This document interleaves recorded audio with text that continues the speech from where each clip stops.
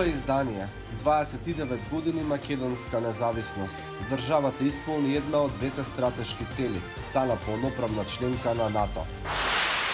Венко Филипче за гласот на Америка. Евентуалната одобрена вакцина ќе дојде и преку СЗО и преку ЕУ.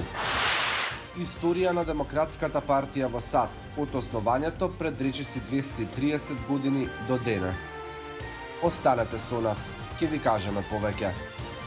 Поздрав од Вашингтон, јас сум Никола Крстик, а ова е гласот на Америка на македонски јазик. Македонската држава прославува 29 години независност. За овој период помина низ многу премрежија и предизвици, но оствари една од двете стратешки цели. Стана полноправна членка на НАТО. Анализа на Владимир Мирчевски. Да ви честитам слободна, суверена и самостојна Македонија.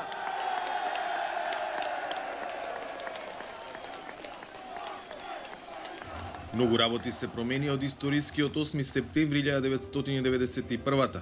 29 години подоцна, земјата првпат го прославува денот на независноста со исполнета една од двете стратешки цели. Од март годинава е дел од НАТО сојузот. We are here to welcome North Macedonia. Тука сме за да ја поздравиме Северна Македонија со подигањето на државното знаме пред нашето седиште.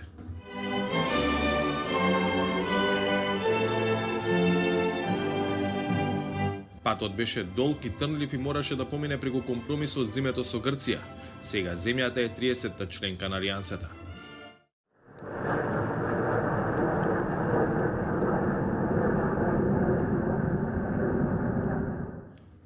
Во истиот период кога македонското знаме се подигна пред седиштето на НАТО, од Брисел дојде друга добра вест. Денес од Брисел ни пристигна убава и долго очекувана вест. Република Северна Македонија ги започнува преговорите за членство во Европската Унија. Советот за општи работи на Европската Унија се согласи дека нашата држава треба во најбрз можен рок да ги започне преговорите за членство во Европската Унија. Но чувството е дека граѓаните немаа можност да му се израдуваат ниту на долго очекуваното членство во НАТО, ниту на одлуката за почеток на преговори со Унијата. Светот го зафати пандемија на коронавирус, ниту Северна Македонија не беше поштедена. Првиот и вториот бран на коронавирусот земјата ги дочека со техничка влада која поради пандемијата наместо 100 траеше 240 дена. Со задоцнување од неколку месеци се одржаа парламентарните избори. 29 годишнината од независноста Северна Македонија ја одбележува со нова стара влада која има листа приоритети: справување со коронавирусот, економско оправување, почеток на преговори со Европската Унија.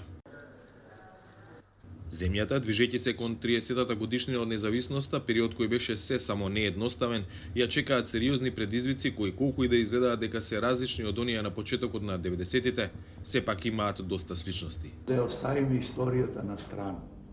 На Балканот, за жал, многу се живее од историјата, а премалку од она што денес и она што утре треба да се случи и зашто треба да се трудиме да го создадеме за да се приближиме кон Европа и кон европските текови.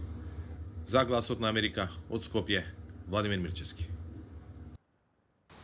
Евентуалната одобрена вакцина за COVID-19 ќе стигне до македонските граѓани преку два механизми: оној на Светската здравствена организација и оној на Европската Унија.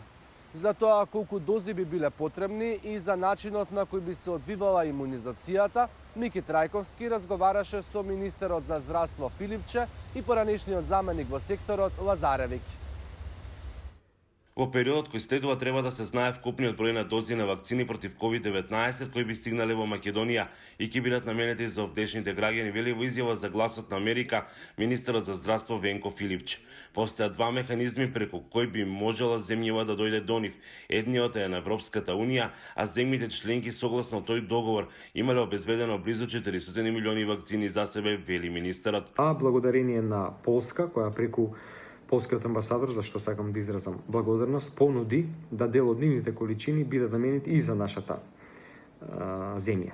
Очекуваме да во следниот период знаеме точно и за дозите, колку би биле на располагање за нашата земја, секако и за точниот начин на тоа како ќе стигне кај нас. На располагање на Македонија е и механизмот КОВАКС на Светската здравствена организација. кој што механизам се грижи да тогаш кога ќе биде пронајдена вакцината биде еднакво дистрибуирана во сите земји кои што ќе аплицираат да бидат дел од овој механизам додека не се постигне вакцинација на 20% од населението.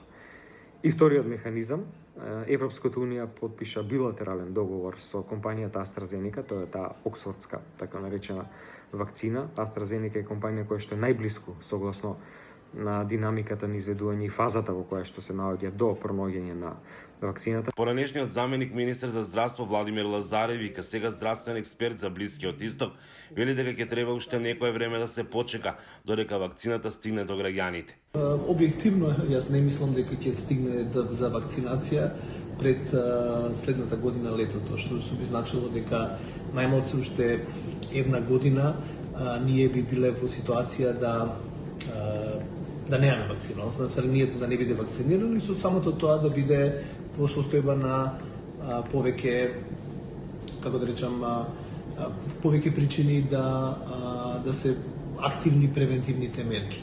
Во однос на тоа колку вакцини ќе бидат потребни, Лазаревик вели дека препораките на СЗО се базираат на тоа колку население е потребно за да се постигне стабилен имунитет.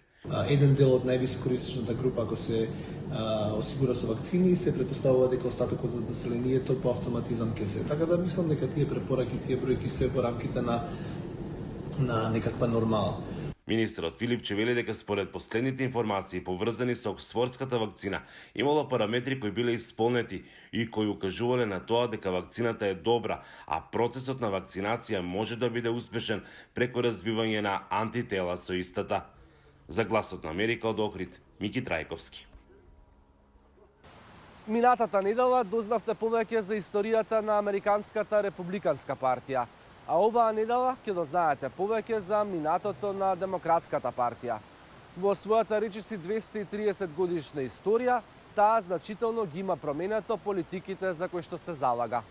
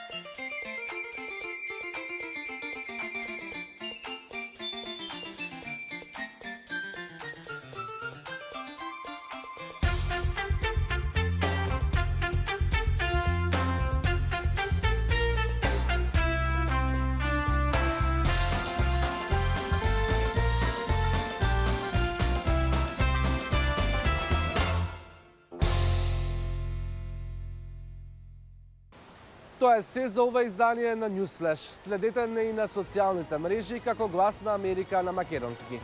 Поздрав од Вашингтон.